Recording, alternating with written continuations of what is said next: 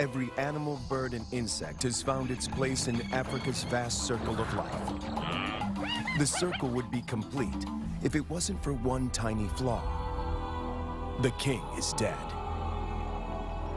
In just 2 decades, settlers, poachers, and professional hunters almost completely wiped out the entire lion population in this vast wilderness. But one lioness survives. She is the last lioness of Lua.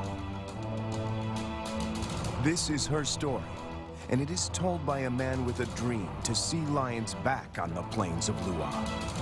It is a dream that turns into a 6-year journey with many setbacks and disappointments. To resurrect a lion kingdom in the wild is a daunting task. It is a story of faith, perseverance, and the remarkable relationship between a man, a lonely lioness, and the desperate struggle to re-establish a pride.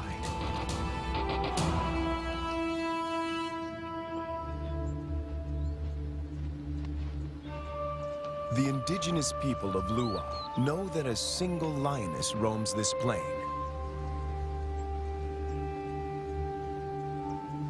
She keeps a low profile. There are more than 6,000 people living on these plains, and most of them are fishermen, crop growers, and cattle farmers. A sedentary cow is easy prey, but she avoids the villages, and she doesn't target their cattle. Instead, she perfected the art of surviving on her own. Without the help of a pride, this lioness had to adapt. When she hunts, the combination of patience, power, and speed is spectacular.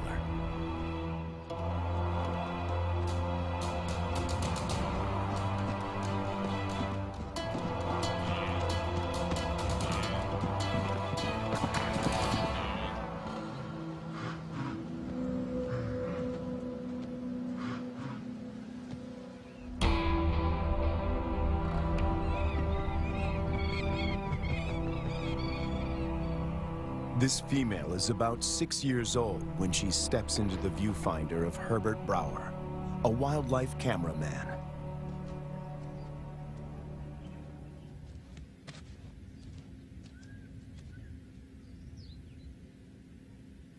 She'd been rarely seen, and if then only at a distance. But suddenly there she was, right in front of our eyes. Herbert is captivated by her and returns to the floodplains of Lua year after year. It comprises 3,600 square kilometers and borders Angola in the west. The bank of the Zambezi floodplain marks the eastern boundary of the park. People living here tell Herbert that the lioness has been alone for many years. They call her Lady Lua.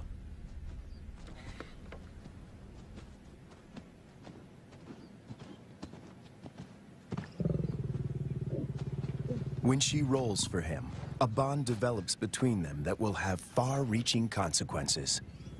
There was one thing, though, that she could not overcome, and that was her isolation. It took me 3 years of filming here on the plains, though, to understand how lonely she really was.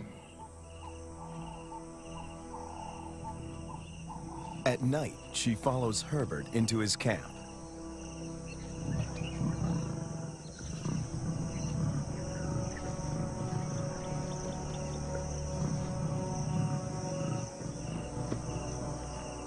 He would never expose himself to wild lions on foot, but he instinctively knows that she means him no harm.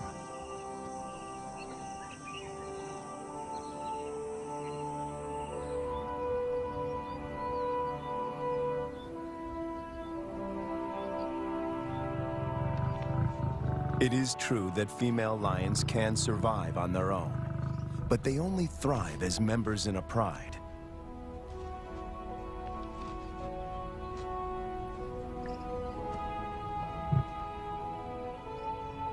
Is it possible to find Lady a mate?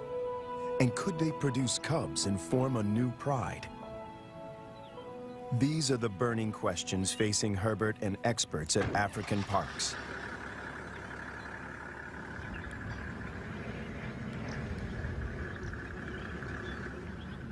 Craig Reed, a manager at African Parks, and veterinarian Dr. Ian Parsons face a dilemma. Reintroducing a full pride of lions into Lua could cause havoc. If one cow is killed or one person attacked, the local population would be up in arms. If they find her a mate, she will hopefully teach him and their cubs to stay away from cattle and people. The project is even more viable if she can transfer her impressive hunting skills. It takes 4 years of detailed planning to get the project off the ground. Lady is now collared to keep track of her movement. The average age of a lion in the wild is 16. She has about 6 years to produce a litter.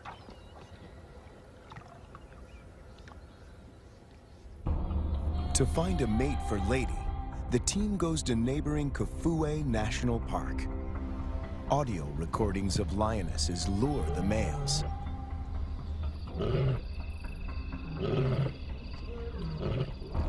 Wildlife vet Dr. Ian Parsons darts 2 males. As a coalition, they stand a better chance to survive the trauma of a translocation. The big question on everyone's mind is whether these 2 males will bond with Lady. If they do bond with her, she might be able to teach them how to keep a low profile and avoid the villages.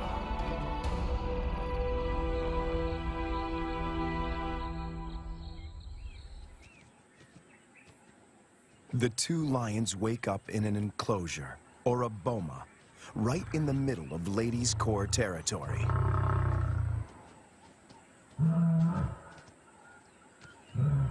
One of the males is 3 years old, the other a bit younger.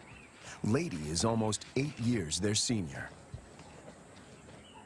The age gap is intentional. Older lions might not submit to Lady's authority.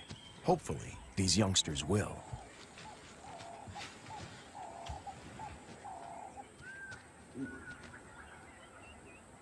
This is the first time in years that Lady has set eyes on her own kind. She keeps watch as the 2 males familiarize themselves with their new home. The first piece of the puzzle falls into place. But then, disaster strikes. On the 5th day in the boma, they escape. Finding themselves in a strange environment, they could take fright and bolt. To Herbert's relief, he finds them a few hundred meters from the enclosure. Lady's response is odd. She rolls to show them she is not a threat, but she doesn't approach them. The males are aware they are in her territory. Everything is new. It's going to take time to adjust. Before she leaves, Lady marks the territory with her urine. It's a strong message. She's the landowner. They are the squatters.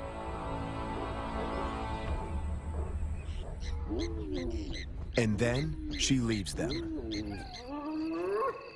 The presence of 2 new lions in Lua has a huge impact on the local residents. It's not only villagers that are now at risk. The arrival of the 2 lions jeopardizes the hyena's position of power.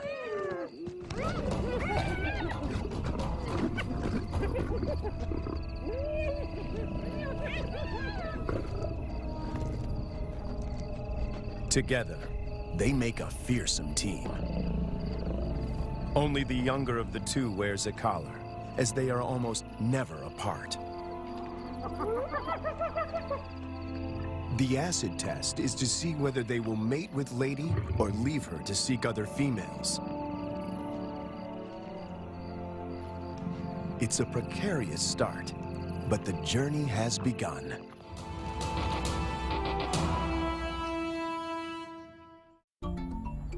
almost 3 years go by without incident. It's November, the beginning of the rainy season. Thousands of wildebeest pour into Lady's territory. The males are hardly recognizable. They are now almost 6 years old, and their bodies are beefed up, their manes more pronounced. After all this time, they're still together and have bonded with Lady, who seems to be doing all the hunting.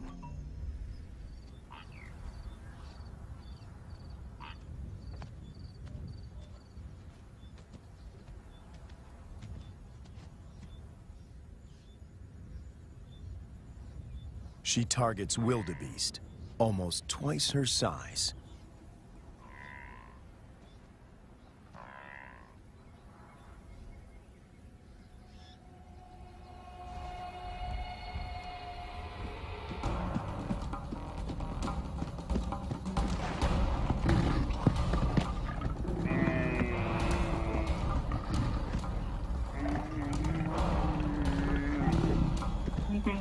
With a powerful bite to the neck, she suffocates her quarry. It's all over in minutes.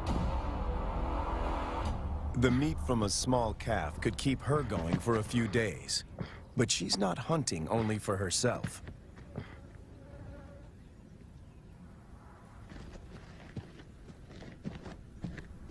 As the most experienced hunter in this trio, she is happy to share her kill.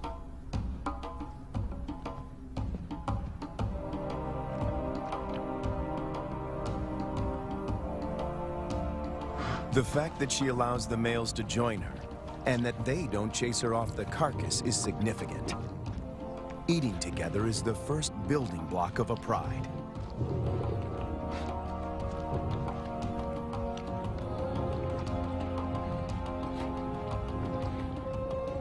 Her reward is companionship. The males get the lion's share of her kill.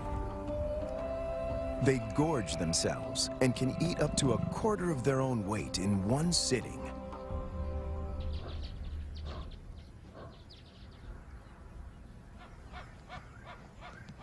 For the first time, Herbert sees the two males compete. It is the younger of the two brothers that emerges as the dominant male.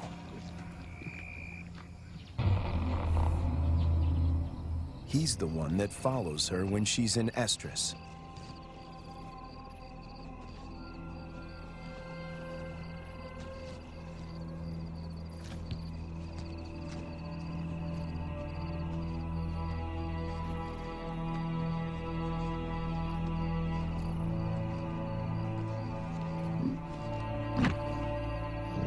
He grimaces, curling back his lips to expose an organ in the back of his mouth that picks up faint chemical pheromones.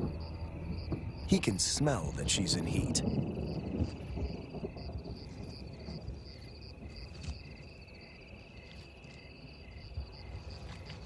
It's the dance Herbert has been waiting to film for years. The brother